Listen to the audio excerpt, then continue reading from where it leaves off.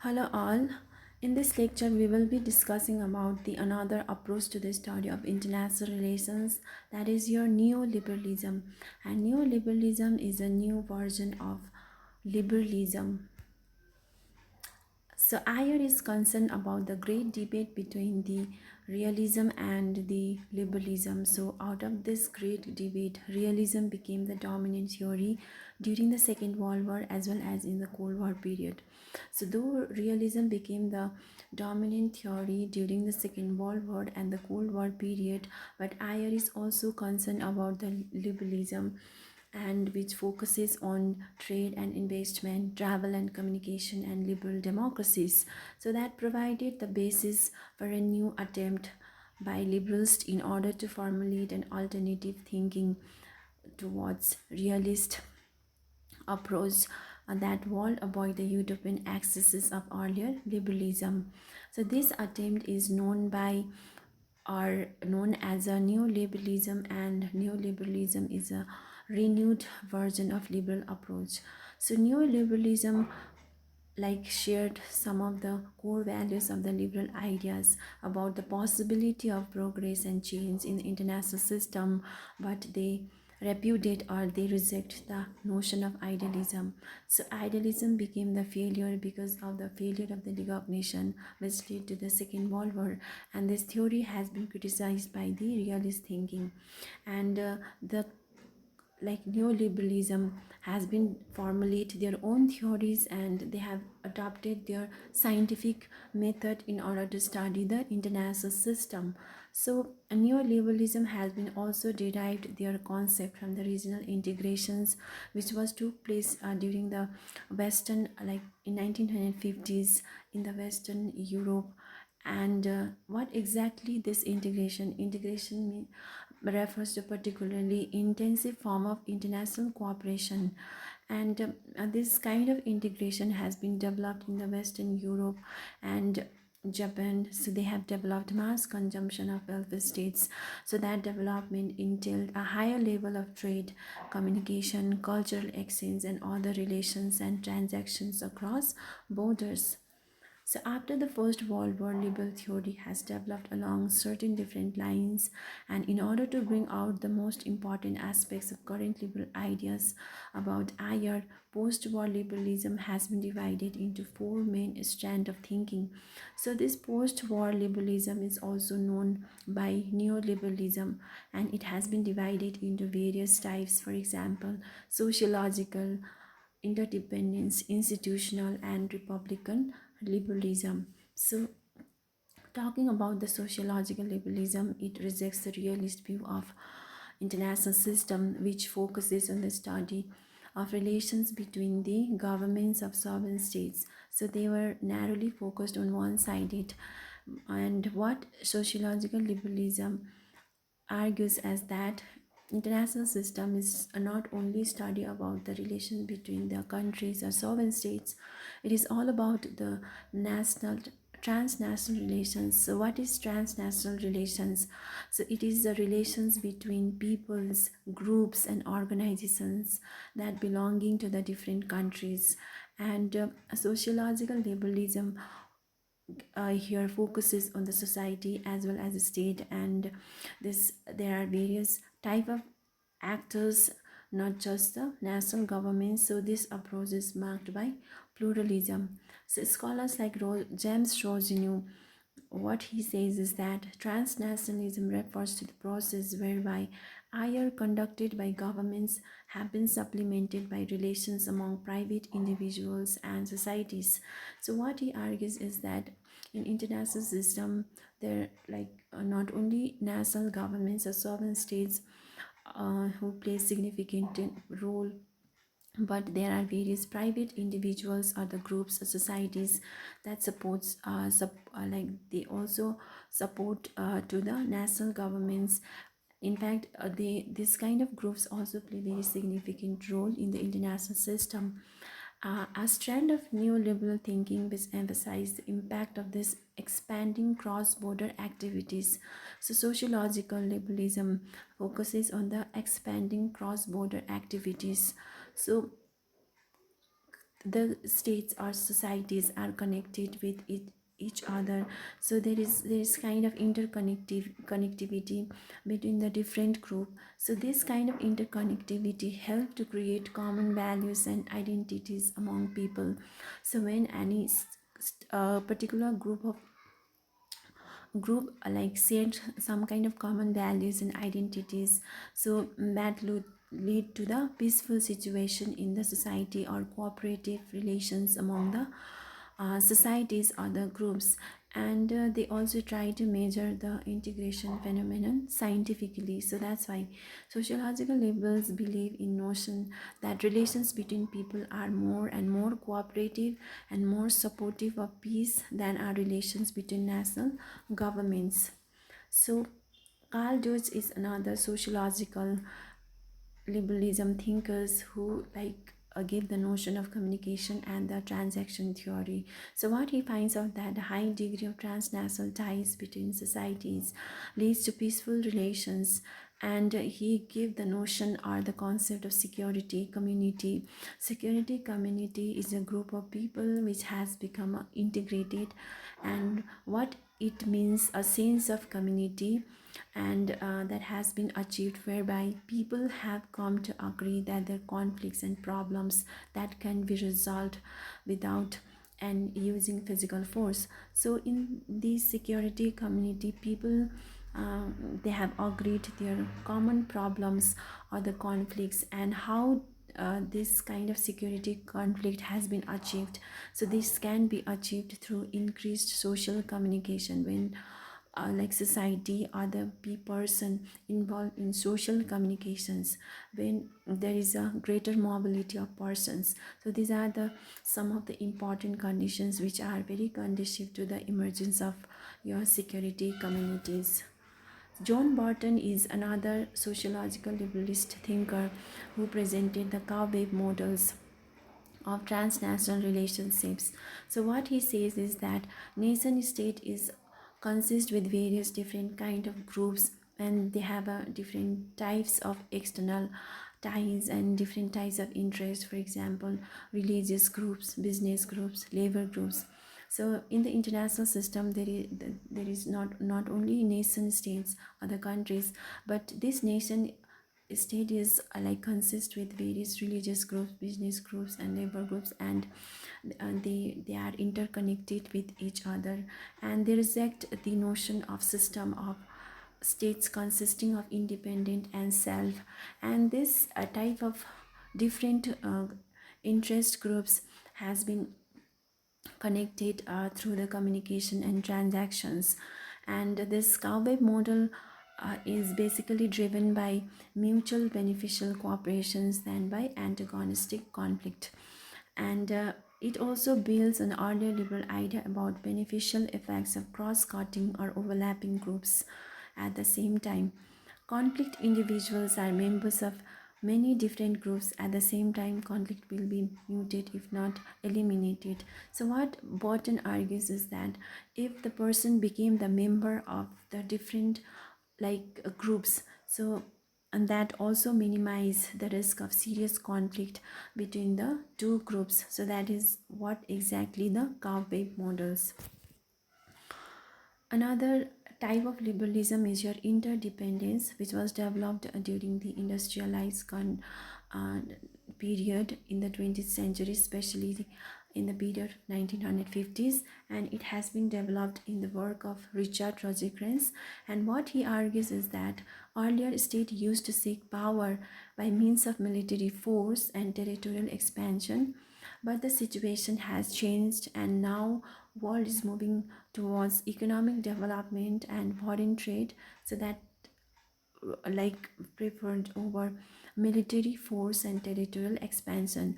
Now the situation has changed. Countries are more involved in economic and development and foreign trade, so that consequently overthrow the military force and territorial expansion. And he also argues that changing character and the basis of economic production, which is linked to modernization, is the principal reason for this change. And in today's world, it is not about the position of territory and the ample natural resources, but it has been replaced by the highly qualified resources, qualified labor force, access to information, and the financial capitals. So countries are also adopted this kind of strategy. For example, Japan, Germany. So those who have chosen the commercial options, and that like the concept of economic interdependence between the state lead or consequently avoid the conflict between the states. So when the country involved economically ties or foreign trade with another countries, it gave like the concept of interdependence, and this kind of interdependence avoid the violent situation or conflict situation between the states or among the states. So integration theory also comes under the interdependence liberalism, and it has been developed in the work of David Mitrani. So what he formulated the functionalist theory of integrations, and this functionalist theory of integrations, in which he suggested cooperations to be arranged by technical experts, not by politicians. And these experts, technical experts who have solutions to common problems in various functional areas: transport, communication, finance, etc. So these they are the various functional areas: transport, communication, and finance. So this could be like, this could be arranged by the technical, not by the politicians.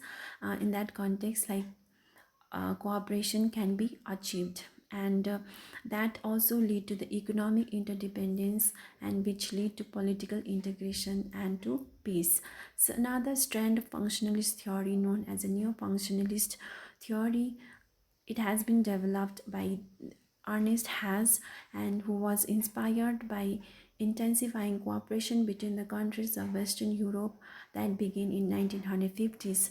So he rejects the notion of separating technical matters from political.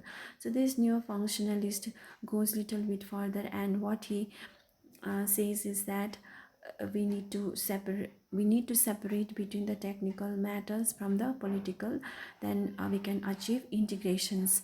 And according to him, integration is a process whereby political actors are persuaded to shift their loyalties towards new centers, and such functional process of integrations, he believes, is based on notion of spillover, that is increased cooperation in one area leads to increased cooperation in other areas. So for example, you have this European integrations. So European integration has been developed by the European Union in 1950s. So this European Union has been developed first by the formation of the European Coal and Steel Community, so then after European Economic Community, and again it has been developed from the European Atomic Energy Community. So that's why European integrations can be achieved through this new functionalist theory with the help of spillover effect. So another like strand of the liberalism is your complex interdependence. So complex interdependence also comes under the interdependence liberalism. So this has been developed in the work of Robert Cohen and Joseph Nye in 1970s. So according to them, post-war complex interdependence is qualitatively different from earlier and simpler kinds of interdependence. So the state-centered higher, where the state leaders deal with other state leaders. So state-centered higher according to the realist, so one state leaders deal with the another state leaders. So like where they give more emphasis to the military force in order to avoid the conflict. But the situation has changed, and the countries were moving towards like they started to adopt the low politics. So low politics means economics and social affairs, and countries started to avoid the high politics, which means the state always go for the security and survival. and but the situation has been changed during the in the conditions of complex interdependence due to two reasons. So first is your relations between states are not simply relations between the state leaders, but relations are relations on many different levels via different actors and branches of the government. So what complex interdependence have argued that there is not only relations between the state leaders, but there are various different type of relations among the actors and the branches of government. So secondly, there exists a host of transnational relations between individuals and groups outside the states. So one group of a country or the society is connected with another group of the society. For example, they can be interconnected with in terms of religions, in terms of economic, in terms of labor, in terms of many kind of activities. So that's why the international system has become the complex interdependence, not only simpler interdependence. Now institutional liberalism, so this form of liberalism has been developed built on the earlier liberal thought about the beneficial effects of international institutions. So but the present day institutional liberals are less optimistic than their more idealistic predecessors like Woodrow Wilson's. And but the institution liberals do not claim that such institutions can be themselves guarantee qualitative transformation of air from jungle to Jew, and it is very difficult to completely constant powerful states. So according to institutional liberals, an international institution is international organizations such as European Union, or it is a set of rules called regimes which govern state actions in particular areas such as aviation or shipping. So international, the institutional liberalism argues is that they focuses on the regimes. So regimes means there are certain rules and regulations which bind the country. So by forming the became by becoming the member of international organizations, when any country became the member of the international organization, they have to follow certain rules and regulations. And but on the other hand, in the realist view, so each country are the independent selves, so they always go for security and survival. So this institutional liberalism basically focuses on the institutions or regimes, so that could bind the member or the country for the taking any kind of actions in the international system. So these European Union's members some functions of common government as in agriculture and industrial policies. So what institutional liberalism argues is that when you became the member of certain international organization, you have to follow rules and regulation, you have to share certain common functions, so that could also bind and that could bring some kind of peaceful situation in the international system. And even this European Union has been established regulatory framework for single market in the economic sector. And when you became the member of the international organization, so they have their they have some regulatory factor. For example, single market currency has been adopted by the European Union, so that could reduces the destabilizing effects of multipolar anarchy, which has been identified by John Mercier. And so that this institution liberalism also provides forum for negotiations between states. So this kind of situation also reduces the destabilizing effects of multipolar anarchy. So what John Mersheimer and Kenneth Walls have argued that if the country so the four or five country became the powerful, so that lead to the multipolar situation. So in the multipolar situation, so there is a high chance of high chance of what getting a war in the international system rather in the bipolar system. Okay, so that's why this institutional institution plays very significant role, or the international organization plays very significant role in bringing the peaceful situation in the international system. So another type of liberalism is your republican liberalism, and the basic argument of republican liberalism is that liberal democracies are more peaceful and law binding than other political systems. So this republican liberalism is also known by your idealism, who's basically focuses on the liberal democracies democratic peace theory. Okay, so what this democratic peace theories argues is that democracy do not go for war, though democratic country go for war with non-democratic country, but democratic country do not go for war with other democratic country. So this has been developed in the work of, or articulated by the Immanuel Kant in the late 18th century with reference to the republican states. So in recent times, optimism is based on increased number of democracies in the world, because after the decolonization, most of the states have developed the they have adopted the policy of democracies. And when country adopts such kind of democratic policies, so that would bring some kind of peaceful world in international relations, which could be characterized by cooperation instead of conflict. So Michael Doyle um, like has they he addressed the questions to why democracies are more peaceful than another countries. So Doyle's inspirations here comes from the classical liberal treatment from the subject of Immanuel Kant, and for Doyle there are three elements behind the claim that democracy leads to peace with other democracies. So first, there is existence of domestic political cultures based on peaceful conflict resolutions. So why this democratic country create more kind of peaceful situations? So Michael Doyle observed that first one is existence of domestic political cultures.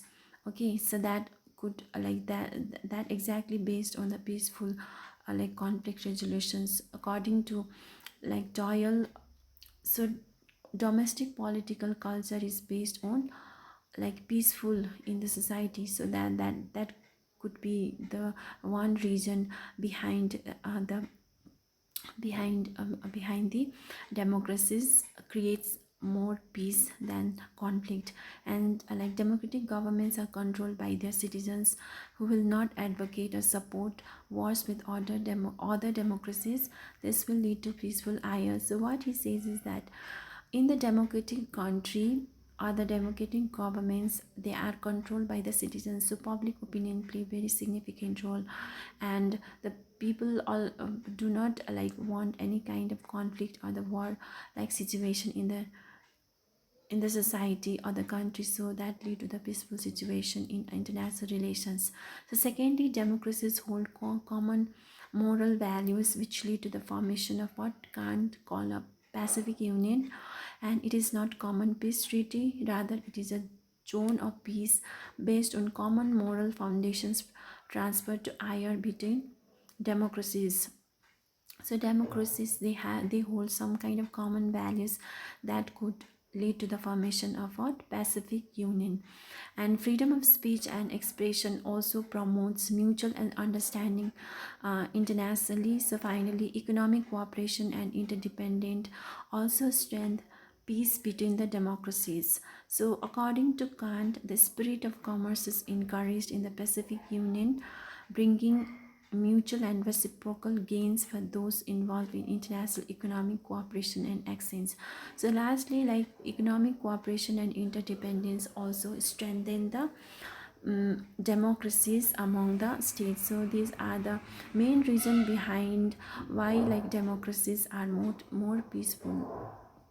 A democratic country creates more peaceful situation than other non-democratic countries. And Republican liberalism has a strong normative element in relation to other strands of liberalism, because in addition to their optimism that peace and cooperation will be eventually prevail in IR, which based on progress towards more democratic world, Republican liberals see at as their responsibility to promote democracy worldwide. So, in promoting democracy worldwide, Republican liberals believe they are promoting peace, which is one of the most fundamental of all political values. So, this is all about the neoliberalism. Thank you so much.